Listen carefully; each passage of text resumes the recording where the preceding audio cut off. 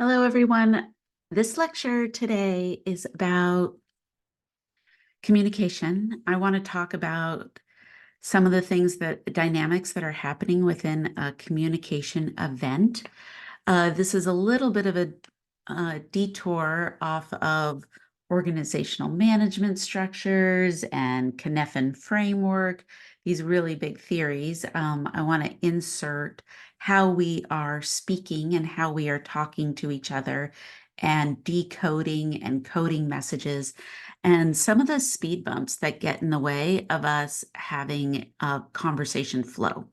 And why do some people we have great conversation flow with, and others we're stumbling around and trying to figure out what just went wrong in that conversation, right? I don't know if I can do all the answers to that in this video, but as I'm talking, I want you to think about your own experiences. I want you to think about any questions that this brings up or clarifications you need.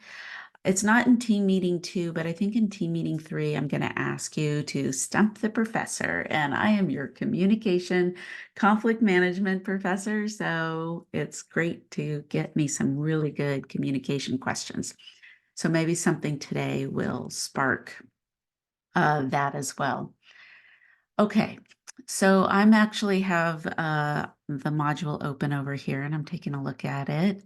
And the vocabulary starts off with this idea of semantics. And maybe you've heard the term, we're just arguing or that you're arguing semantics or something dismissive often.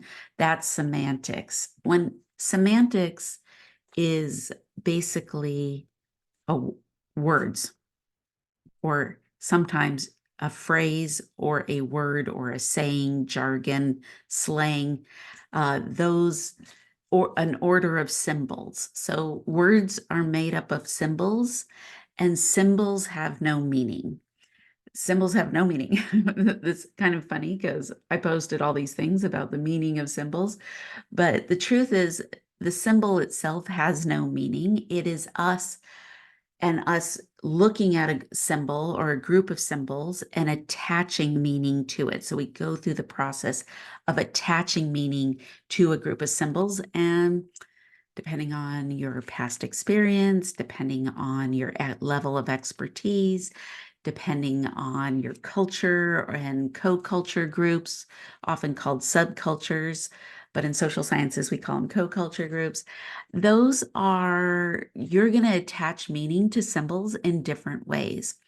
Now, in our global culture, there are some things that we've tried to make as global symbols that everyone would agree is the same symbol, especially in very industrialized societies, uh, like the tsunami sign that was designed actually at Oregon State University in Corvallis. I know the person who designed that sign because he survived a tsunami in Southern Oregon when he was a kid in the 60s.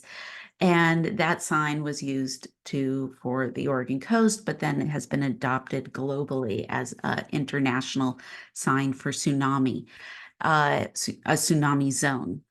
And that would be an idea of a symbol where we're trying to create unification of meaning around it. That's a lot harder to do with language and nonverbals because as we are decoding the messages that we're getting or we're reading a sign, whether it is word-based or picture-based, we are going to decide the meaning of it based on all those other previous lists I gave. So when we talk about semantics, semantics is the meaning of a word. And often I bring this up right away because often in our conversations, what we're trying to do is negotiate the meaning of our words. What do we mean by what we say? And especially within an organization, there's going to be a culture that forms around language, and each organization is going to have unique ways that will form that when you're in group in that organization, you know how to decode those. So we're all Western Oregon University students, which is a unique culture where we say WOU for WOU, Western Oregon University. But if you try and say to someone like, oh, what college do you go to? Oh, I go to WOU, they're going to not really be able to decode that if they're out group to that culture. Even in Corvallis, when I'm talking to Oregon State University people, which you think is just down the road, maybe you've had this experience. You've said you've used a semantic, linguistic sound, woo, to answer that question, and it wasn't able to be decoded. And then you had to, they said, what? Where's that? What is that? They even often mishear it, and you have to clarify the meaning. That would be a semantic negotiation in a conversation. I do like Chandler's character in Friends, because he's very much a character that represents the corporate world, and they use a lot of him to kind of make fun of corporate worlds with acronyms and the lingo that he uses, or the fact that nobody really can understand what he does at work because they're all outgrouped to Chandler's corporate life. And that is an interesting kind of way to also underline the idea of semantics. But this can get personal as well.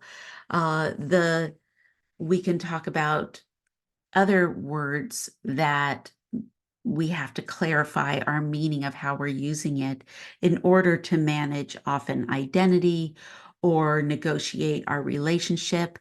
The more controversial the topic, the more conflict that is arising, the more the conversation becomes about individual meanings of one word. You can almost hear the vibration of a conflict if you just say one word, and you can hear it. And then because there's such a polarization of identities, of culture, the conflict, the belief structures, then the negotiation almost stops being about the issue or the topic, and it becomes about how we're going to define one word.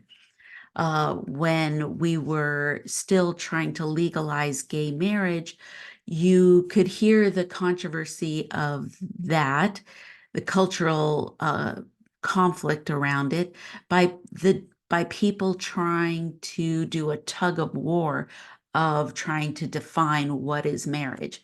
And people who were against gay marriage had said, we know the definition. We looked it up in the dictionary, and the dictionary said one man, one woman, that is marriage. That's why we can't allow this marriage to be legal in our country, because it's not the definition of marriage.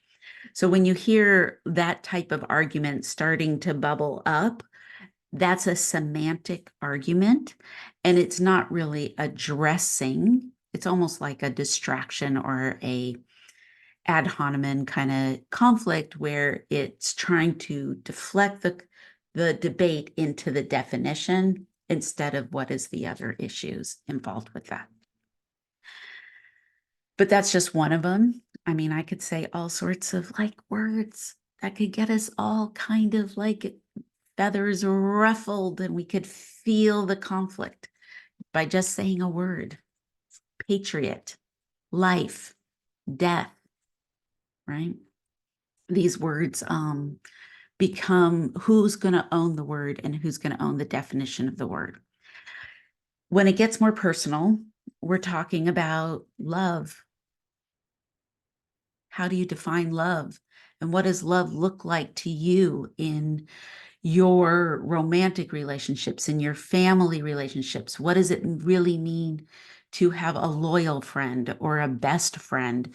And when we meet people that we can connect on having similar meaning around a word, we we feel much more kind of culturally and personally bonded when our semantics kind of line up with other people. That's although that is a false way to line up, because similarity thesis or the similarity fallacy says that although we can find a lot of comfort in similarity, you can't really find true strength in it, because it is our differences that make us stronger. Those of you are in a leadership program and are studying leadership or other things that you're studying, you know that your team is stronger when you have people with different strengths and different perspectives and different points of view. So this is really important because you're studying how to do teamwork, you're studying how to be a leader.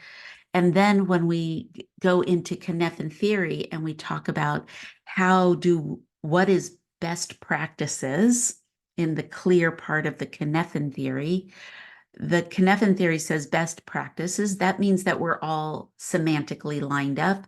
We have productivity, everybody understands every step and what to do, and everybody knows their job, right? Very, very human relations type of organizational structure.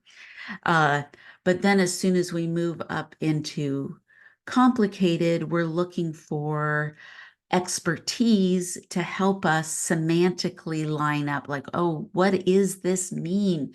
How are we going to understand this? And we get an expert come in who basically defines this problem and defines some of the best solutions that we should explore to solve that problem. And then when you're in complex, that's when we can't even go to an expert to understand the semiotics or the semantics of what is happening. And we have to almost go through a process of redefining what it is that we are looking for in our problem. So then we can diagnose that, and then we can move towards solutions. uh, when we look at really good problem solution task force or small groups or teams that are trying to solve problems, maybe those of you who are in sports or things like that, um, or military, you have some idea of how much time it takes to define the problem before you can move forward to action. And defining the problem in a collaborative way, you're going to spend, I would say, 80% of your time just defining the problem. That's because of the semantic piece. That's because of we need different perspectives. We're going to have to understand each perspective. And then as it forms and we can click into an understanding, then it's almost like the team can work together towards a solution, and solutions that have where groups have put in the time required to define the problem usually click right into a solution with their different perspectives and different expertise. Okay, another piece that in here, to move from semantics, we're now going to move into this idea of dialectical tensions. And I didn't give them all to you. There's quite a few, and they have a lot of different applications. But I think dialectical tensions, dialectical means that there is two things that are needed in the group, the relationship, and you as an individual. You're going to have this built-in necessity for two things. But the tension, the dialectical tension, is that you can't have them both at the same time, but you want them at the same time. You want them so bad, but you can't have them at the same time. Here's my favorite analogy for this. You want to go see the penguins at the South Pole, because wouldn't that be amazing to go see penguins in the wild? But you also really want to visit Santa at the North Pole. And that would be amazing if you could go visit the North Pole. But you can't do both. You can either visit the South Pole or the North Pole. And that's the polarization of a dialectical tension of the two things you want are actually opposite of each other. So there's no way they can exist in the same point at the same time. The one that I put up for you to think about is connection autonomy and the tension of connection autonomy. And this one is a really important because autonomy is this idea of independence, of agency, of having value for self and time for self. Oh, I did that thumbs up thing and it made a thumbs up.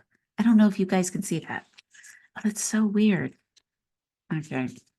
I have to be, apparently I do that every now and then. There's probably a way to turn it off, but I'm not going to worry about it right now. I'll figure it out. Okay, so where was I? It's so distracting to see that thumbs up when I'm talking to myself in a room by myself. Okay, so the autonomy is about agency and it's about being yourself, right? That's really, we all need that. As much, even in a collective culture, how someone is recognized as an individual might be different than in an individual society, a cultural-based society. But we still need some type of recognition. In Maslow's hierarchy of needs, at the pyramid, the bottom is our physiological needs, then we have safety, belonging, and self-esteem. So when we talk about autonomy, we're really talking about our self-esteem needs, our need for us to be unique and to be recognized for what makes us unique and that we have something to give that is different than what other people can give. That you are not replaceable. You are irreplaceable. And if we lost you in this organization, it would be a loss to the organization. That is what true autonomy is, really being recognized for your uniqueness and having some detachment or freedom from the group. All right. So that's one thing you need. On the tension over here, you need also connection. You need, in fact, it's lower than autonomy on Maslow's hierarchy of needs. It's the belonging.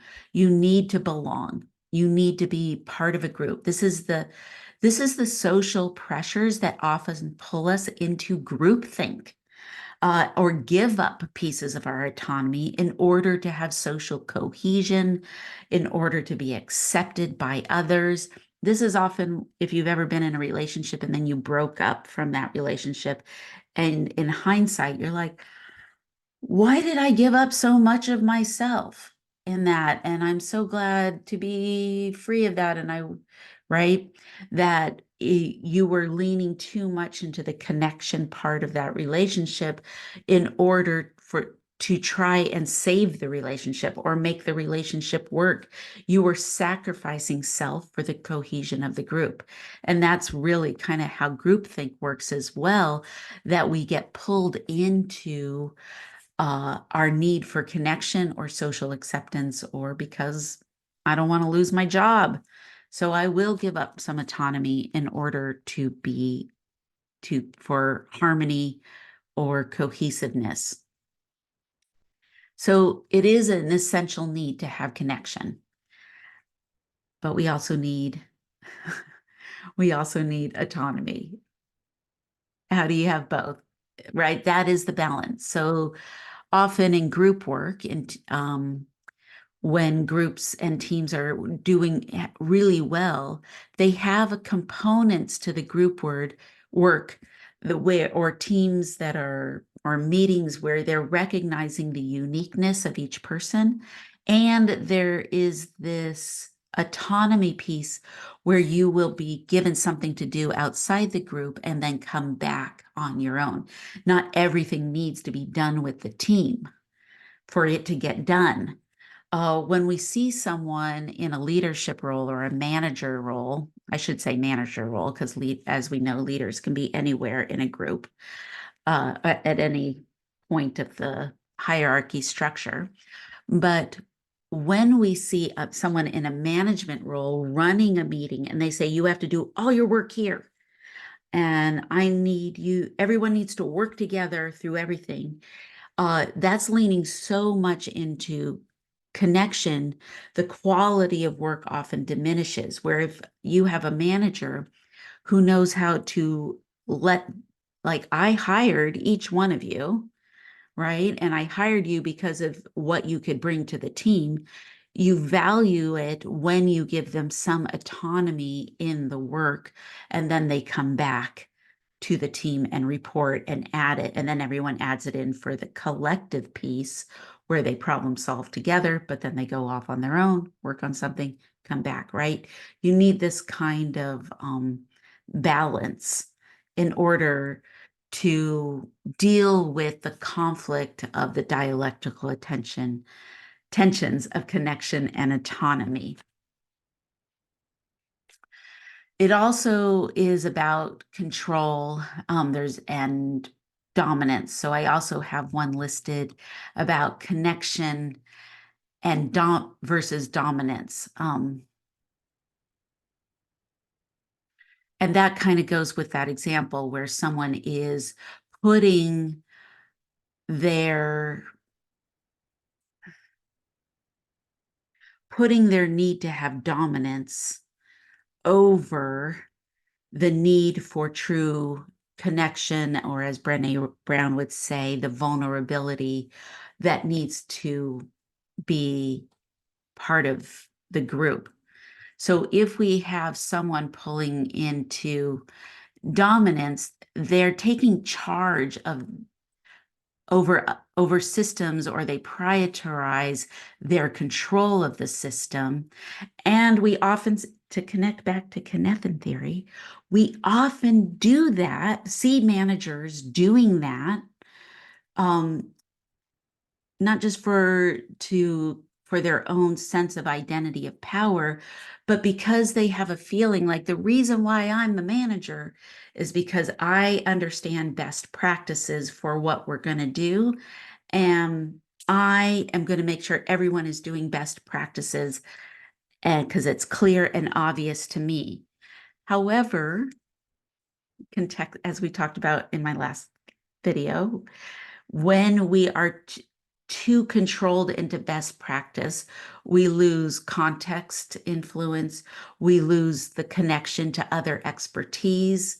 I did work for a group once where I worked for a manager like this. God, it was stressful because the manager had a clear idea of what was the best practices, but I felt like you asked me to come into this job because of what I could bring for it, but there was no dialogue with my sense of expertise that I could bring in. So I felt a loss of connection. I started to pull out of the group. It was really hard to find any ability to have creativity. And so I put my notice in within 6 months of working for that job because of the stagnation that existed in that office and the structure of the office by the person who was in charge. Okay, so let's see. There's a lot of other reasons why that happens. We could get into the dark triad issues of Machiavellian or narcissism that comes with people in positions of power to fulfill their own identity through the controlling of others. And there's a lot of darkness that can come out of those kind of workplace situations. I bet you all have, do you have stories? I bet you have stories. Oh boy, I bet you have stories. I'd love to hear them sometime. Okay, I'm going down the list. I have a little bit here about inclusion and differences in the workplace. when we talk about diversity in the workplace, we're really talking about quantitative numbers of how different groups are represented in the workplace. It's really quantity. It's a number game when we talk about diversity.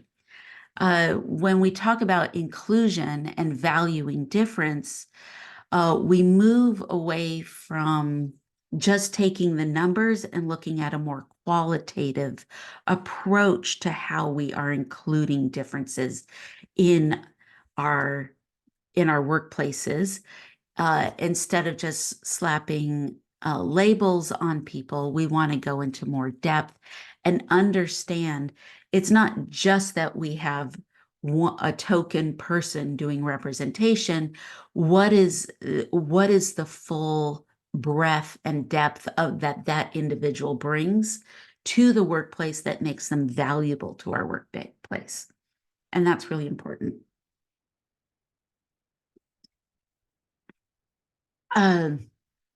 And I think for everybody, everybody wants to be valued for the wholeness that you bring into a workplace, and leaning into those differences can help us understand that.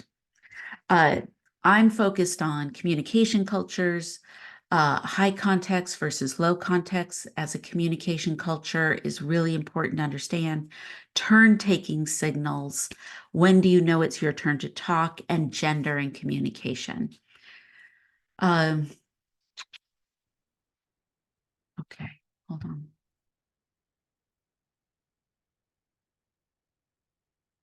Okay, so I want to talk about high context and low context. I want to talk about, there's so much to tell you. Oh boy. Okay, so I'll just get into it. And turn-taking signals. High context and low context culture. Some of you have heard me talk about this before, so this will be a refresher. But high context cultures are cultures that a lot of the communication is coming, you can be very verbose and have a lot of verbiage, but that verbiage has a specific intent and structure to it. I'm not talking about someone who's addicted to talking, because talking can be an addiction. And I'm not talking about someone who's a rambler. I'm not talking about rambling as well. And often extroverts find themselves in a rambling place because they do so well at using talking as a way to solve problems and and refine their ideas, which can be a lot of context you're getting in that rambling, but the other person is actually going through their own thinking process.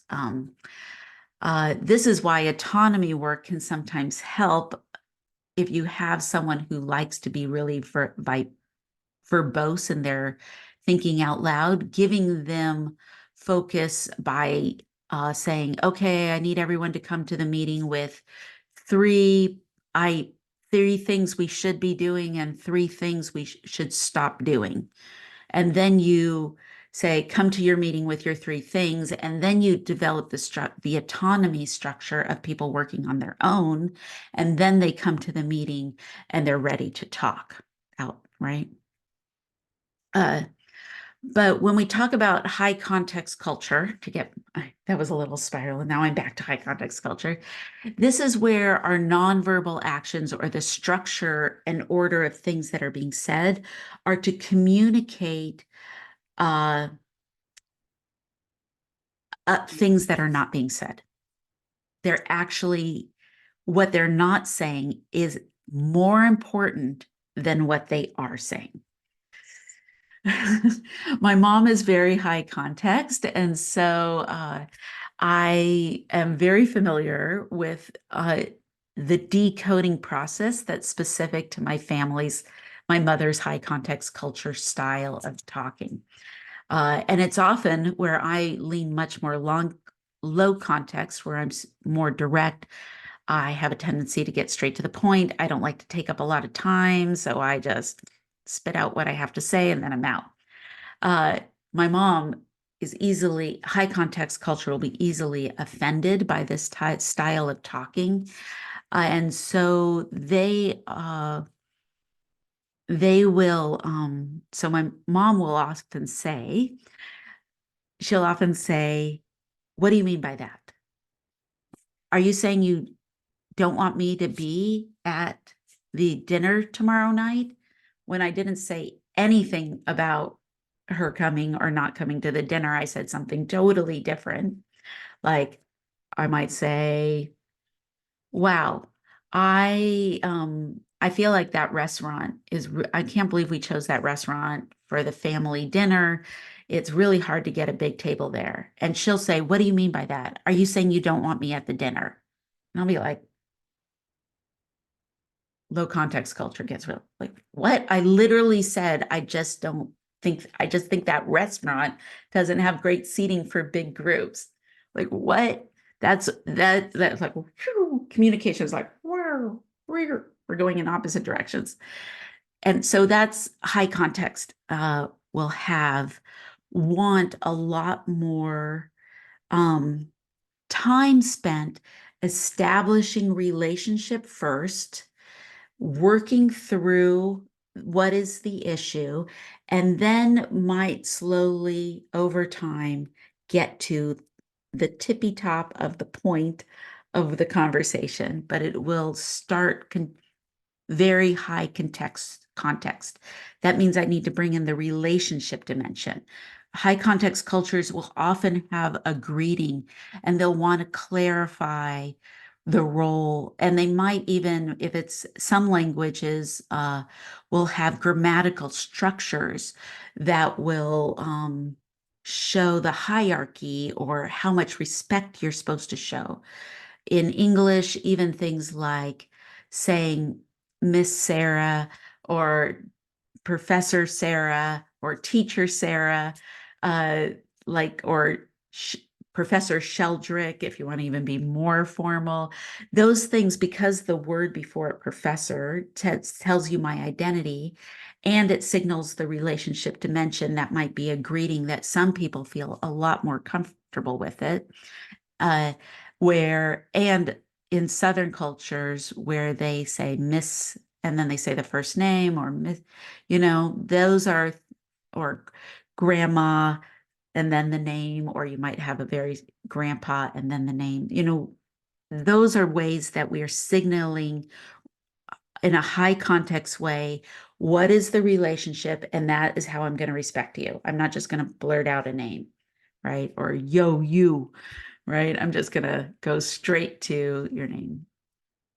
High context culture is also, because the relationship is so important, they're going to spend a lot more time being a lot more time at the beginning of a conversation establishing the relationship and how you are doing, and the focus is on the structure. Really high context cultures will have a lot more ritual things that you say in that first greeting of a relationship, more than low context culture. Hi, hello, how are you? Fine. You? Yeah, I'm great. What do you need? What can I do you for? Right? Like that's really short greeting. It's a little something. It's a little something something, but it's not that much. Uh, High context cultures, there might be nonverbals that we're going to add as part of the ritual, like handshakes, or some cultures bow, some cultures do kisses on two cheeks. Uh, so those are some nonverbal ways that we might get uh, part of the greeting. There might be an offering. I brought you this, like you wouldn't dare go to someone's home without a gift in hand. Another way that we're communicating respect, the relationship, and there's these nonverbal rituals. Low context culture, not so concerned. What I say is exactly what I mean. It's super literal. I don't mean anything but what I said. And that's it, right? That's all I'm doing. no need to talk anymore. It's going to be a little less verbose, though you can find low context people who have a talking problem, a talking addiction, and they can't stop talking no matter where they are or what they're doing. Even if they're in the room and let's say you share an office, you might be in an office, shared office with someone who has a talking addiction. Even though you're both supposed to be working on your own thing, they just keep talking to you. Oh gosh, I can't believe this email. Like they just keep coming up and saying something and saying something. That's different than low context. They could be very low context, but still be talking a lot. So try to distinguish that. We also find low context with a lot of verbiage when we're talking about like legal things or procedures, where like pharmaceutical commercials, where there's a lot. Okay, if you have these symptoms, if you're experiencing this and this and this and this, and if you have this and this and this and this, then you need this medicine. But if you experience these side effects, then you should be worried about this and you should consult a doctor about it. And there's all this verbiage and it's going really fast. That is also low context culture because they're adding words in specifically to have no other meaning of way to interpret what they're saying except through the words. And lawyers wrote those scripts, right? That didn't go through the Saturday Night Live script room. That went through a room of lawyers. And that is because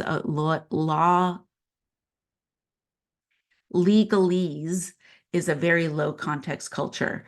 They are going to be very concerned with the definition of every single word being used. And if you work for an organization where there is a very strict, when we use this word, it's specifically for this and nothing else, that would be a very low context culture. So when you are looking at an intercultural communication encounter between high and low context, we want to see low context culture gets very impatient with high context. Like, why are we spending all this time? I just need to know yes or no. Give me an answer. I need to know when you're going to have that report done. Yes or no. Can you do it? Right? Like you're just forcing if you force a high context culture person into a yes, no, or a one word answer, not only is it torture for the high context person, and they're going to be extremely, they're going to experience conflict and tension and maybe resentment and anger. You won't get the right answer. You'll only usually get yes. You'll get something positive because that would be the least disruptive to the relationship and it wouldn't really flesh out what's really going on. So low context culture, when you're talking to high context culture, your adaptation for communication competency is to start thinking in a more patient way about how you're listening to high context culture. You also want to identify the difference between someone who's just using you as a way to bounce off ideas, or is this about respect and they're going through a cycle of clarification of ideas to build that. So that's two different things.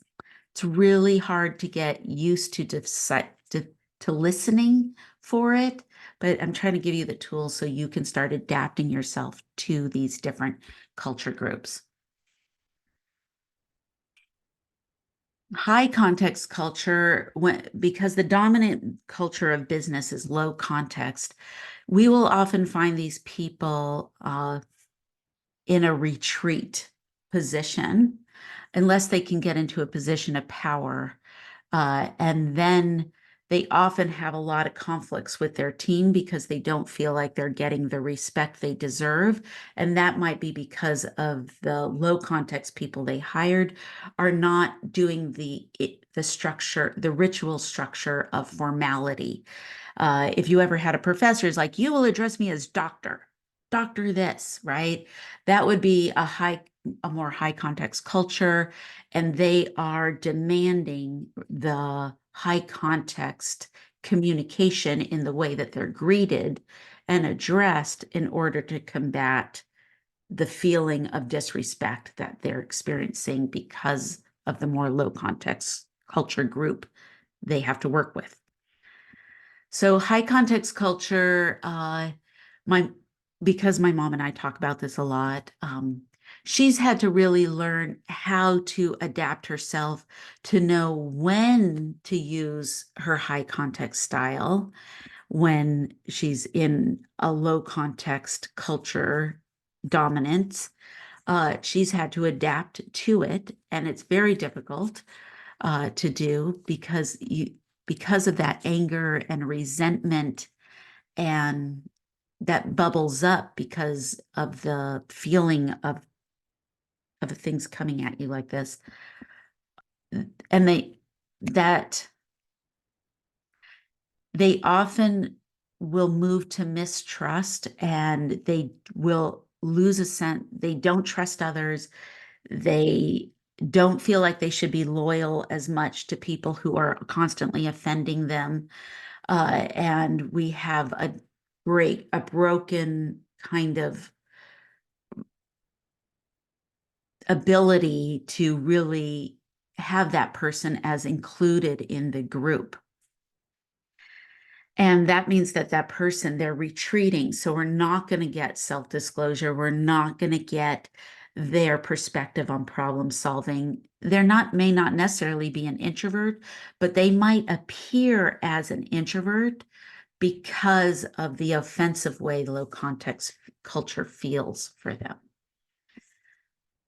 Okay, I could talk for another hour about that, but I want to move on to gender in the workplace and gender communication. And this is a really important piece of this lecture. I know this is going to be one of those long YouTube videos. Oh my gosh, I've already been on too long, but I really want you to know this stuff. So I'm just going to keep going. You can watch it in pieces maybe, or put me on fast forward if it helps. Okay. Gender communication. I have a really big preamble before I actually get into the definition of the culture groups.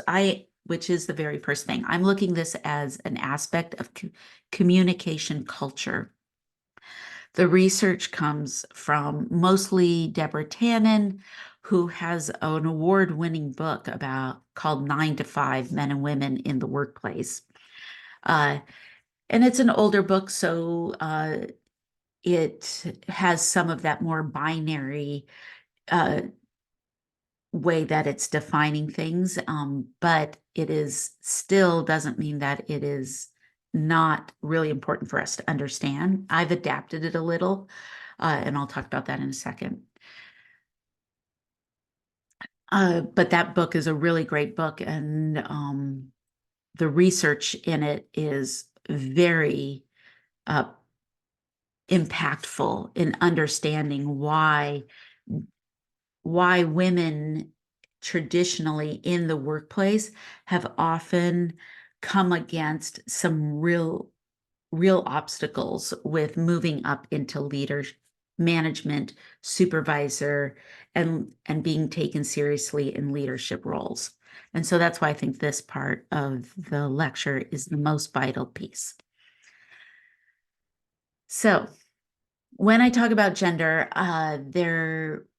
gender has traditionally been divided along binary as men and women. And we are currently in a wave of culturally kind of expanding how we think of biological sex, identity, and gender, and non-binary ways of expressing identity. So when I talk, I am just talking about communication cultures that we grew up in that are not attached to your assigned birth gender or your identified experience and performance gender. I'm talking about and anything about identity. I'm just talking about communication, not just. I think it's a really big deal. For example, when I'll divide it into feminine speech and masculine speech, and feminine speech does not necessarily mean just because you're a woman or a girl, you do feminine that you only do feminine speech. In fact, most of my women identify more with masculine speech because just like low context, masculine speech is the dominant speech style of our entertainment, our comedy, our news cycle, and of course, corporate America and industrialist societies that are more patriarchal are masculine speech driven. And because you're raised in the dominant culture of masculine speech, many women feel like that represents their communication speaking style. Feminine speech, and then in masculine speech, just because you're a man, it doesn't mean you necessarily do masculine speech. I've had several men in my classes over the years who feel like they identify more with feminine speech.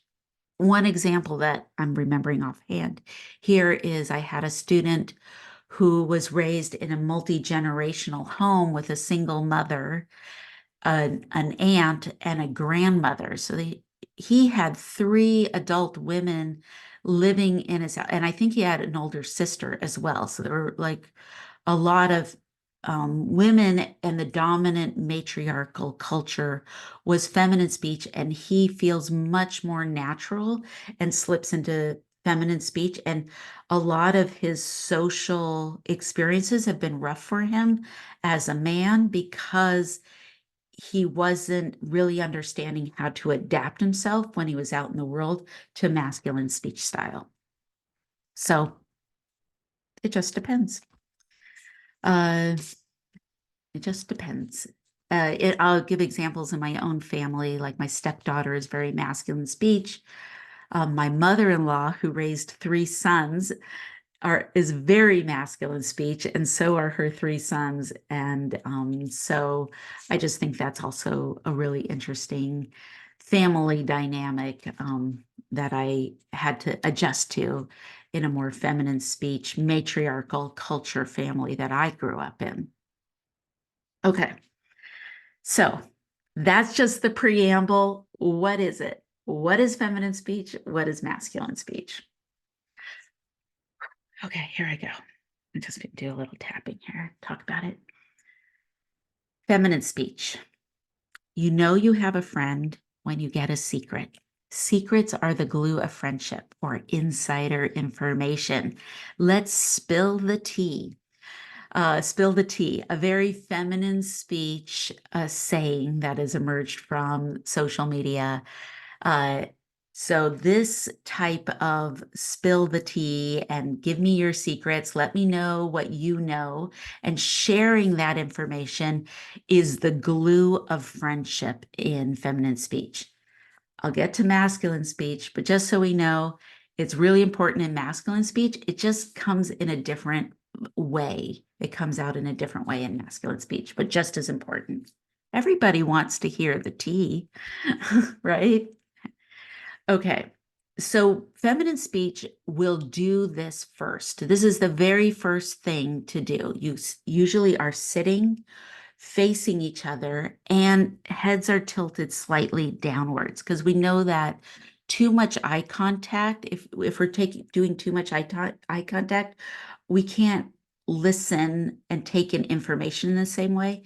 So often in feminine speech, eye contact is done in glancing ways, and it's a tilt down of the head is the nonverbal. And then there's direct facing of each other, sitting across from each other. In masculine speech, this is very confrontational way to sit, and it is considered a way to instigate debate and conflict. And so this is why feminine speech and masculine speech, if feminine speech is demanding that we sit across from each other and we look at each other, it often will trigger in masculine speech a more conflict communication style. Okay. So the other prime directive of feminine speech is if I share information, I ante something up, the expectation is the reciprocity that comes from the other person will be of equal value because we have to stay the same. And feminine speech is often based in problem talk, meaning if I share one of my problems, I'm expecting you to share a problem. That's the reciprocity of balance. If I give you a secret, I'm expecting a secret. If I tell you a problem I'm having, I want to hear a problem you're having. And it goes back like this. And keeping everything homeostasis here is of the vital importance. You cannot seem too much better than anyone. You cannot seem to worse than anybody else. You have to maintain this kind of false sense of we're all equal. Now, there are hierarchies in feminine speech. The hierarchies in feminine speech are established by who's allowed to know and who doesn't know. Secrets are the glue.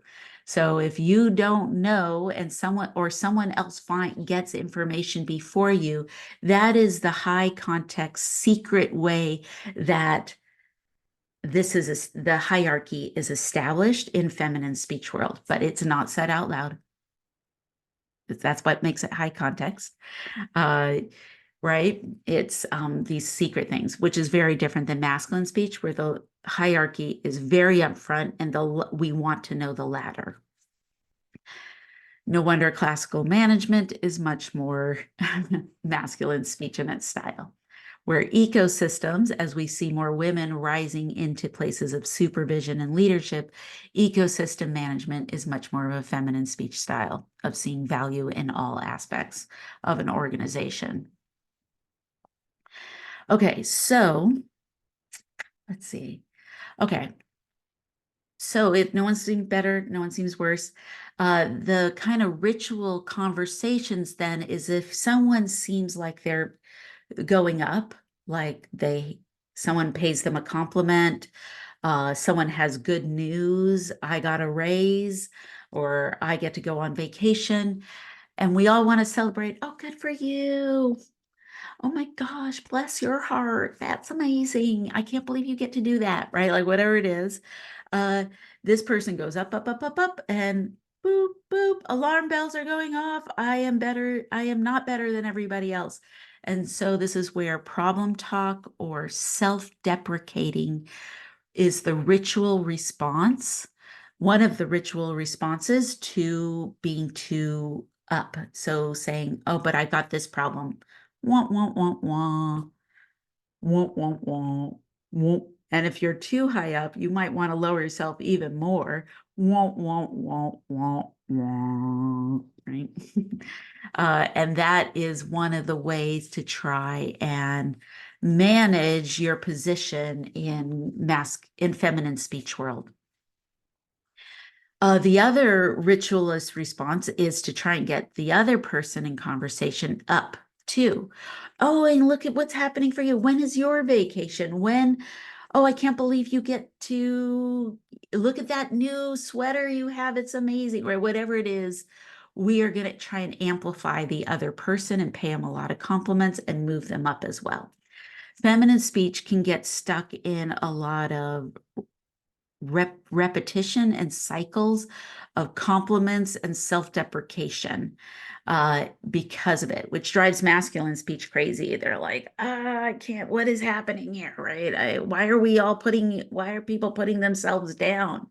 You just got this huge award. We need to put you up on the board. You rock, you rule. Let's go. And the other person's like, no, I don't want to be on the board. No, I don't want a ceremony. No, don't take me out to dinner, right? Because that would violate this this kind of prime directive of this culture group.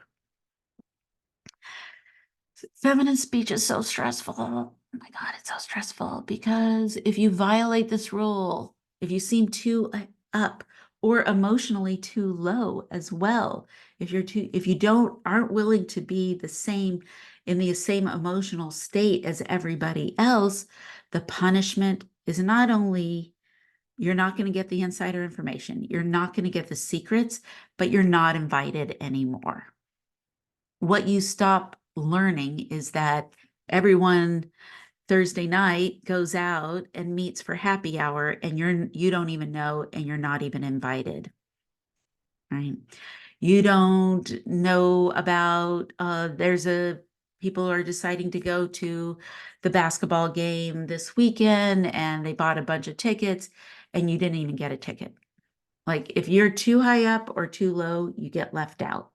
And these are huge punishments. They are painful, painful punishments. And so what we do in our conversations, feminine speech, will constantly self-sacrifice themselves to maintain their social connection to the group and to maintain uh, to maintain the belonging piece of the Maslow's needs. Uh, and that takes a lot of work all day long. You have to be really careful what you're saying. Okay, did I seem too good? Did I seem too bad? I just got to stay right. I got to pay a compliment. You got this.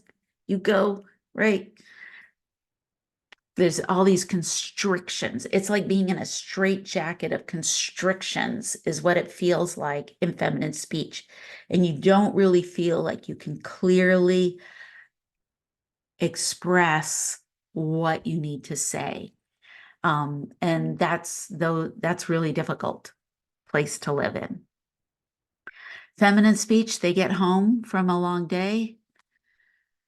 Oh my God, you won't believe what happened to me today. And then what do? They go through a whole narrative of every single conversation they went through and what they said, what the other person said. But then what I really wanted to say, this is what I really was thinking, and this is what I really wanted to say. And oh, next time I'm going to say this, and I can't. And you go through every conversation. There's kind of like this need to feminine speech in the home. And this is why women are often associated with stereotypes because in the home, feminine speech is much more verbose than they are in the public sphere or public spaces, or formal or even informal public spaces. They're more retracted. In the safety of their own home, they talk much more. And that's why we have stereotypes about the fact that women talk too much, where that's not true. When men and women are mic'd, that we find that they are talking within just 50 to 100 words of each other in the communication research. But that's research that comes out of that more binary research when we were just studying men and women. Okay, so let's just talk about masculine speech. Masculine speech, here we go. The prime directive is you have a friend when you have someone to do something with. Activities are the glue of friendship. So when masculine speech is going to connect with their group, they're going to do it through activity. Activity is first. And then while the activity is going on, then they do self-disclosure. Then they want the secrets and they do the insider information. But it's usually through the motion of an activity, whether that's we're going to be gaming together, or we are going to go shoot hoops, or we're going to play golf, or we're going to, whatever it is. This is why golf in the world of business is such a masculine speech dominant culture, is because, and there's a lot of business that is done on the golf green, and women that were excluded from women and minority groups and different religious groups were excluded from country clubs or golf clubs, and only we saw white men they would go to those spaces traditionally to do the business without having to include others. And they're in this motion of the activity and they're conducting business. And this is why golfing culture has had to really work to be much more inclusive in itself, and why it's often a point of contention in the world of business as because of its traditional roots of exclusion. I can talk more about that if you want me to. Another place for a question if someone wants to talk more about that. But back to masculine speech. So we're going to get this activity and then we're going to get the self-disclosure. So this means that we don't sit down, we not face to face, we're actually faced outwards, and there is a lot less eye contact in conversations in masculine speech world. A lot, not even those glancing up and downs that feminine speech does with nodding and making eye contact, all that stuff, right? No, masculine speech, we're going to be turned out almost away from each other. We're going to be doing an activity, and then we are going to be much more willing to self-disclose. We're going to build trust, camaraderie. We're going to have a much more collective kind of experience of connection and trust when we're in these kind of nonverbal aspects of a conversation. Whoa, isn't that make it really difficult, right? If you have a supervisor or a manager that is dominant masculine speech or dominant feminine speech, and you don't feel culturally aligned with that practice, you're going to feel it's going to be a lot more work, just like low context and high context, for you to adapt yourself into the norms of that communication style. And it's what maybe why you feel a little bit of resentment in those workplace situations if the person who is in the decision-making or supervisor role is demanding cultural compliance to their communication style. Masculine speech is also into their communication rituals are to establish that we are in a hierarchy. Remember, feminine speech, everything was about no matter what, we have to be equal. So reciprocity and communication happens on a ladder, and it's you're using verbiage and language in a very low context, usually way, to establish what you know, how much you know, and who you are above and who is below you. And communication is the vehicle for establishing the ladder. So you need to come in, someone says something, you need to come in with, oh, I knew that, and I know this. You're gonna hear people coming in with, I actually have more knowledge than what you just said. And if you're in a conversation with another masculine speech person, they're gonna come in with even more knowledge. I'm gonna go, boom. I'm going to now, yeah, that thing you're saying, I already knew that. But I also know this. Well, I knew that and I know this. I caught a fish this big. I caught a fish this big. I kicked a ball to the wall. I kicked a ball over the wall. Well, I kicked a ball over the wall and it hit that building and broke a window. Whoa, right. And there's this sense in masculine speech of hyperbole, of over exaggeration of knowledge, and sometimes even misinformation gets thrown around. There's a great scene in Internship with Owen Wilson and Vince Vaughn where one of the kids on their team, one of the younger interns, calls them out when they do the Google search and say, actually, you're wrong on that. Here's the fact. And the kid is doing more masculine speech, and it takes them down like, actually, your facts are wrong. Here's the true facts. This is often why masculine speech will often argue statistics or facts, especially sports is a really fun way for masculine speech to compare team players, who's the best team player, what was the best last 5 minutes of the game, what about this, right? They'll just come in with knowledge, knowledge, knowledge. And there's a playfulness to it. And this is the exercise or the ritual to establish the hierarchy and friendship and loyalty and trust of your team or your friends or your people in your life. And one way to think about masculine speech is it's called instrumental talk, which is the talk of business. Instrumental talk means that I am using communication specifically to get to a point and end the conversation. The conversation is over now. Like boom, boom, boom, boom.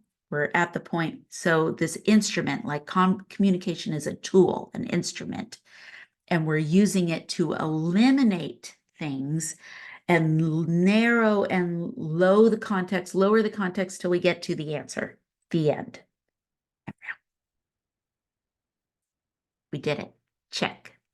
Right? That's very instrumental talk, which lands more in the masculine speech world, which of course we might have our overtalkers and our mansplainers or things like that, like stereotypes that are associated with masculine speech.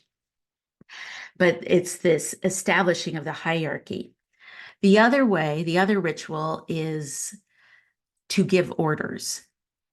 Who gives orders to who establishes the rankings and who does what they were told to do.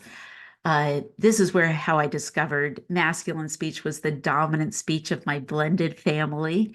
When dinner was over, my husband would tell the firstborn son what needed to be done to clean up the kitchen and the table. And then the firstborn son listed every kid at the table and doled out what tasks they were supposed to do on that list.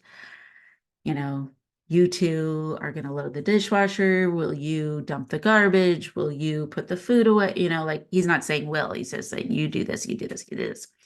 And then I started to notice, it took me a few meals, the second to oldest son, he never mentioned his name once, right?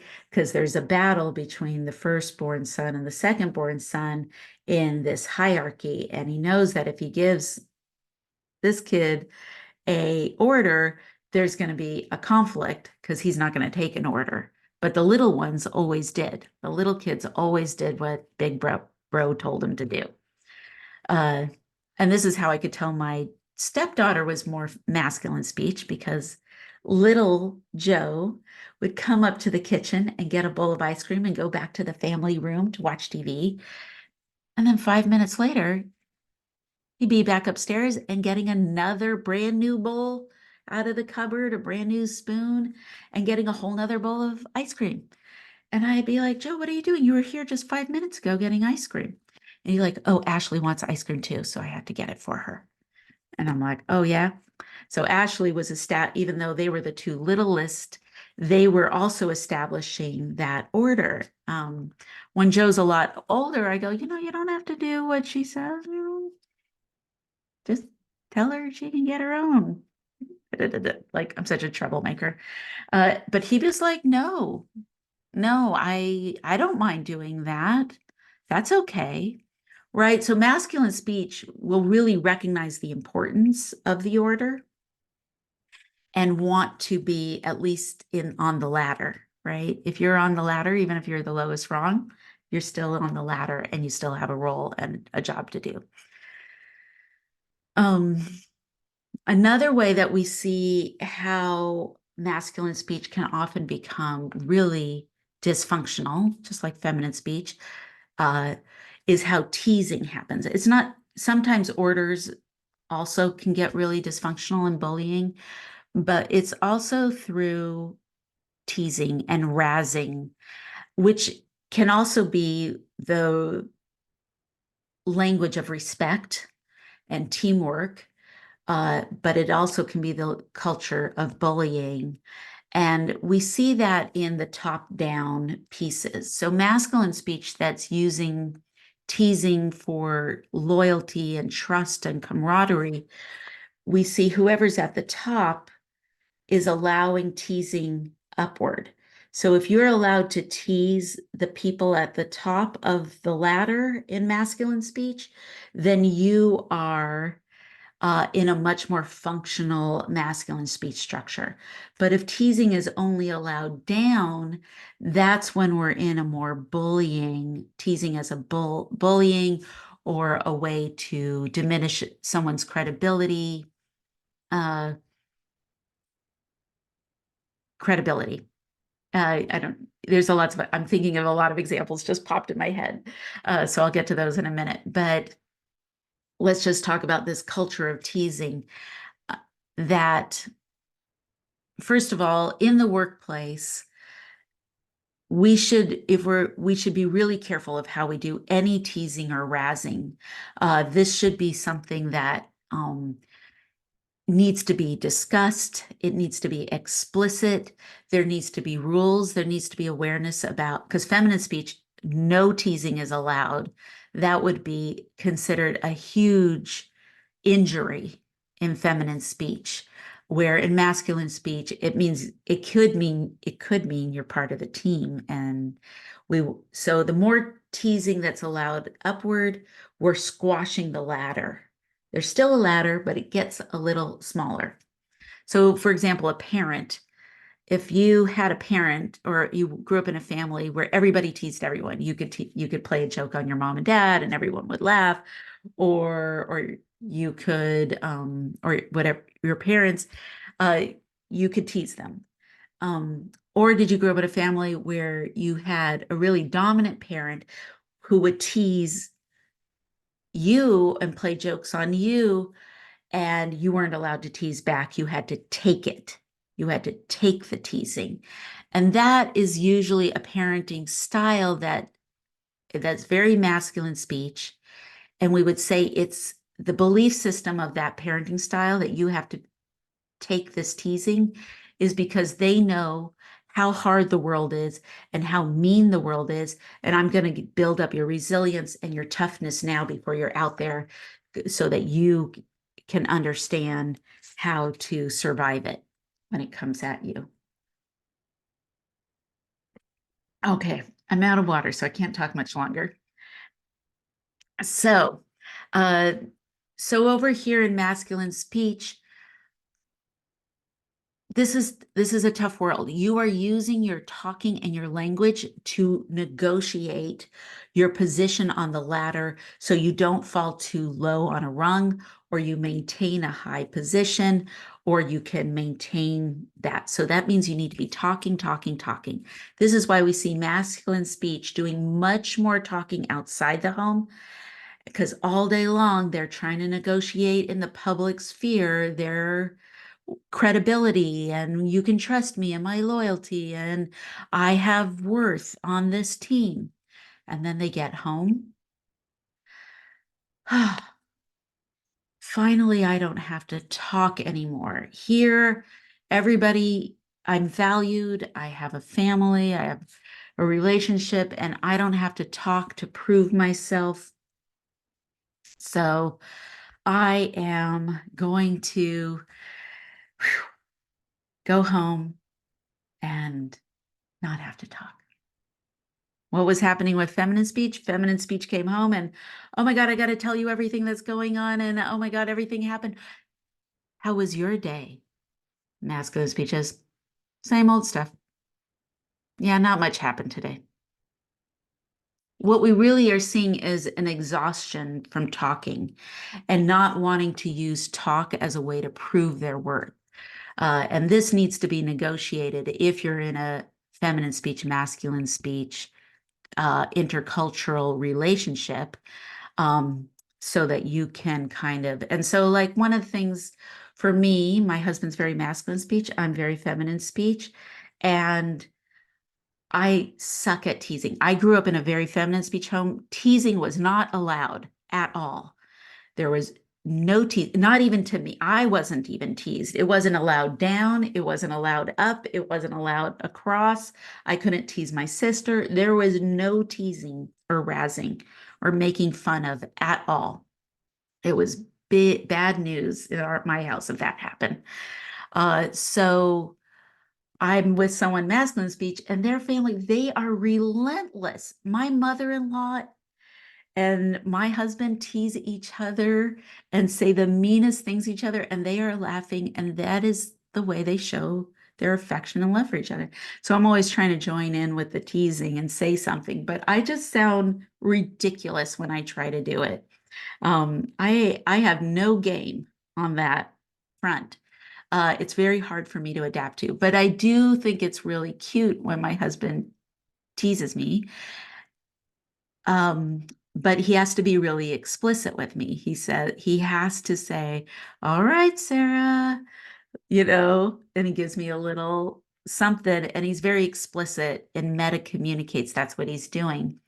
If his whole family, like if we're at one of his family events and all his kids are there and all his extended family and everybody is just so masculine speech, I will often not be able to handle any teasing from him because I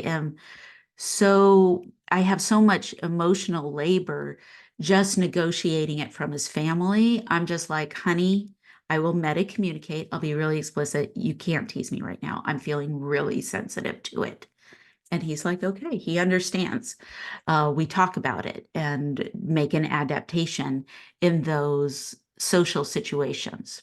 That's something sometimes you may have been in a workplace like, why is this person so sensitive? I was just teasing, or this person's this. And we want to make sure that we are understanding how people are experiencing the world differently, especially if they move into anything with microaggressions or identities.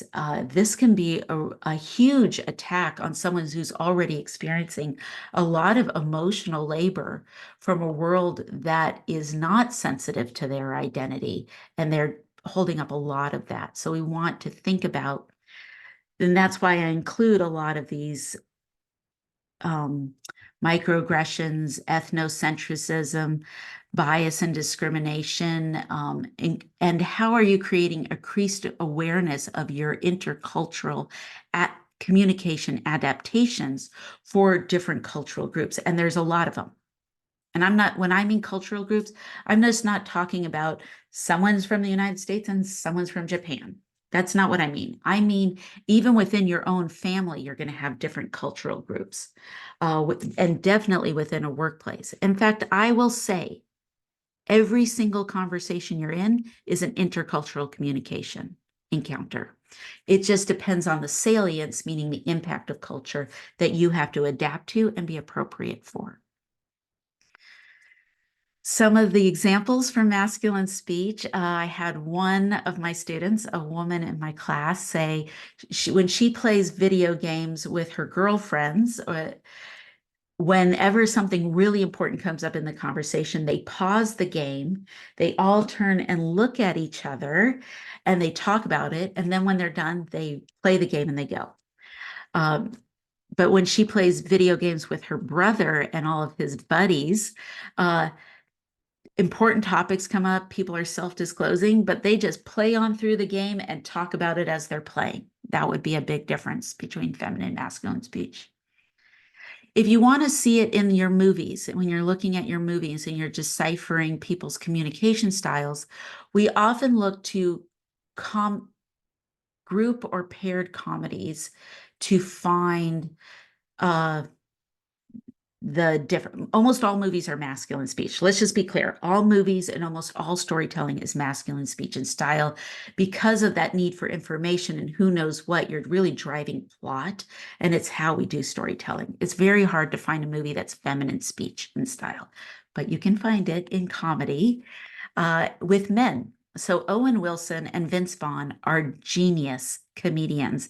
And when they do a buddy film like Wedding Crashers or Internship, they're doing feminine speech. And in fact, that one scene I talked about in Internship, when Owen Wilson's character is corrected that his information is wrong, he doesn't come in with Oh, he just goes, "Oh, you hurt my feelings." He has a feminine speech reaction to being corrected by the kid who's more masculine speech and style with the correct fact. Uh, okay, so that would be, oh, and uh, Dwight Johnson and Kevin Hart are also a good buddy film style that is really good at feminine speech, central intelligence, an incredibly great film.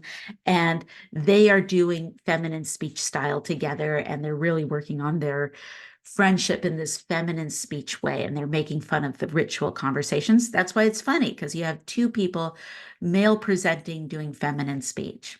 Same for if you want to see masculine speech in its full form, look for those films like Pitch Perfect or Bridesmaids, where you have or the Women Ghostbusters movie, where they're feminine presenting in their identity, and then they're falling into masculine speech style, and that's part of the humor that's being played up because they're violating social norms and expectations for their presenting identity.